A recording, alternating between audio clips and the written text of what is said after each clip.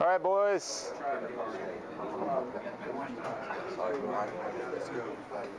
I heard everything from food, enjoy the company. Somebody even said Jesus. Yeah, HB said Jesus. That was good.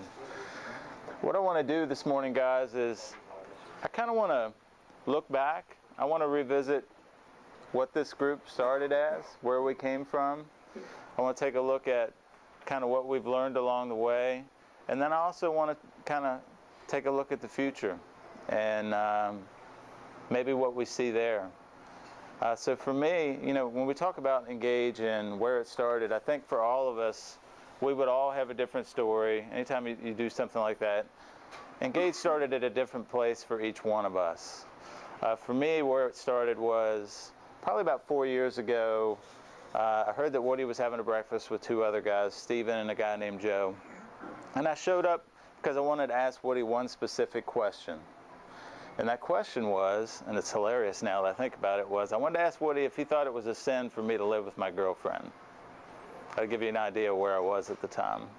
And instead of getting the same pastoral religious answer that I was expecting to get, because I already knew the answer, Woody said, I think you're asking me the wrong question. He said, I think the question that you need to be asking is, where are you at with God? And from there, he kept asking me that question over and over again. Well, where are you at with God? And so we continued to meet. We'd have breakfast, and he would ask me each time, well, where are you at with God? And it would lead to discussions. It would lead to confessions, sometimes repentance. And eventually, I gave my life to Christ. And when I think about that first year of how I just hit the ground running, and just took off running towards God. And I look back and I can see how that group of guys meeting together, where that was that place where we would come, where I knew that there was going to be guys that were going to look at me and they were going to say, Will, where are you at with God? And I couldn't BS them in any kind of way. And I knew it was a safe place to say what I was wrestling with. I knew that they were going to pray for me. I knew that they were going to encourage me. And that group just catapulted me in my relationship with God in my first year. But at some point in our own personal relationships with Jesus Christ, guys, and at some point, if you're involved in any group, Engage, wherever it is, at some point, something shifts. Something changes. And what that is it has to do with God's love.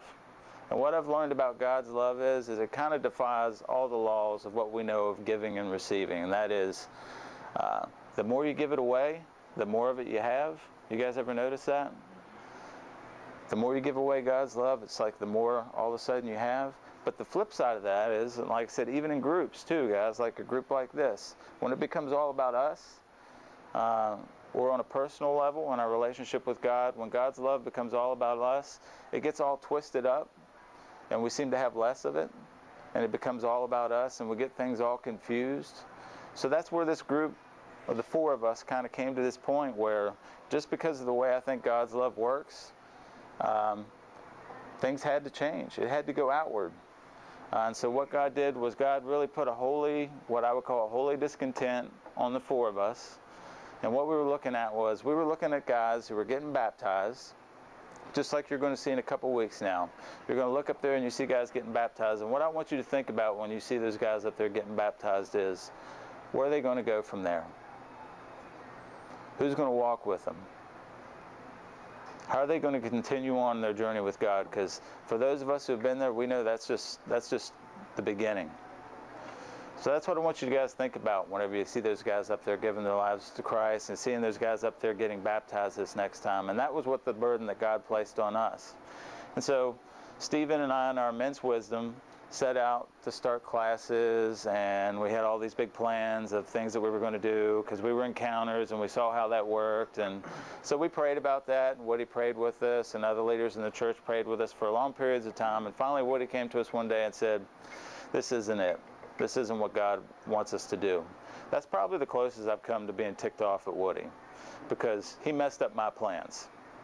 Right? I had all these big plans of what I was going to do and what it was going to look like, and so he messed that up for me. And I thought, I've been on my face praying with the leader of the church, and I thought for sure that would work, right? So But it didn't.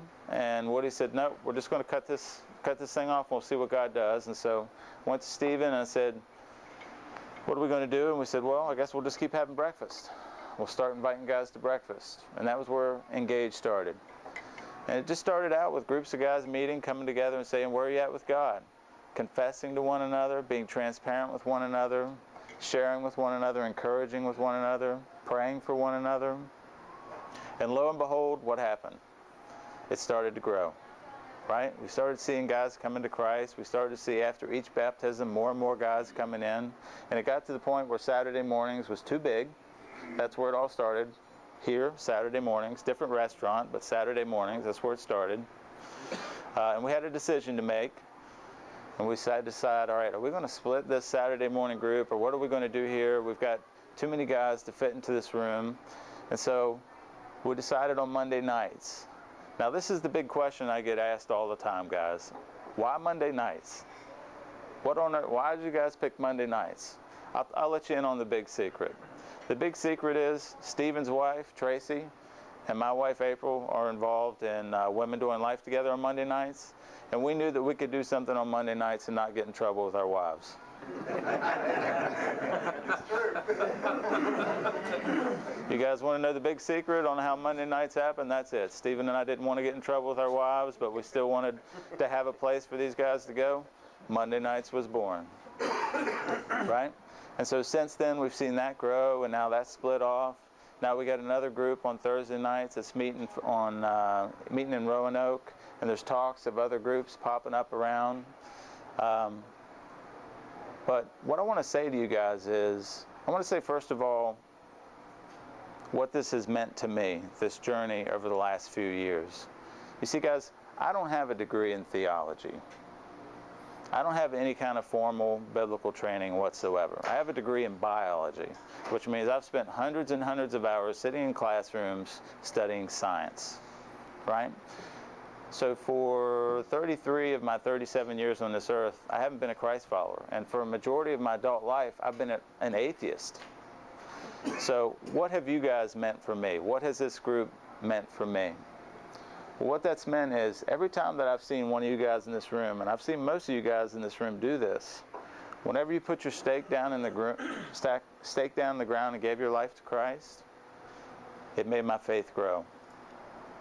Every time I watch one of you guys in this room make a decision to follow Jesus that doesn't make any sense at all by worldly standards, and everybody around you is saying, what are you doing? That's crazy.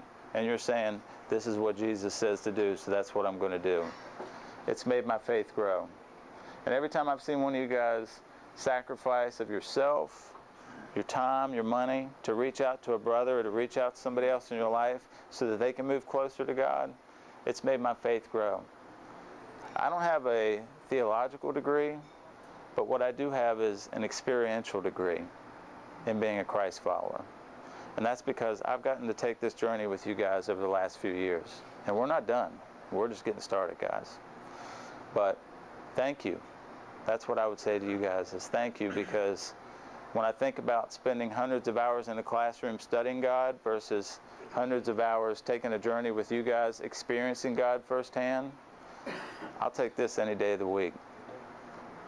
So I just wanted to stop today and just say for you guys, thank you. Thank you for letting me be a part of your journey. You have no idea the impact that you've had on my walk with God and my faith for a guy that didn't have much in the past. But now I want to switch gears just a little bit, and I want to tell you what scares me to death. I want to tell you what I'm afraid of. And the way I want to do that is I want to use another man's words. What's the old saying, guys? A man who doesn't study history is doomed to repeat it, right? So I want to tell you about a guy who was in the 18th century. And what he did was he looked at the Church of England, okay? And this is in the early 18th century. And he looked at it and he saw the hierarchy. He looked at it and he saw all the rules and the rituals. He saw all the traditions. And then he was reading his Bible and he's saying, I don't see this adding up at all. He's like, I don't see what I see over here in the church. It's not what I see when I read the Bible. And so he started his own thing. And what he did was he started to form these little cells, these little groups of people where they would get together and they would come together and they would confess their sins to one another. They would pray for one another. They would speak God's truth to one another, and they would encourage one another. Sound familiar? Yeah? And what do you think happened? It started to expand. It started to grow, right? All throughout Europe. And it didn't just stop in Europe. It spread to America as well. And now, it's spread all around the world. It looks completely different now. Looks completely different now. Now it would be known as the Methodist Church.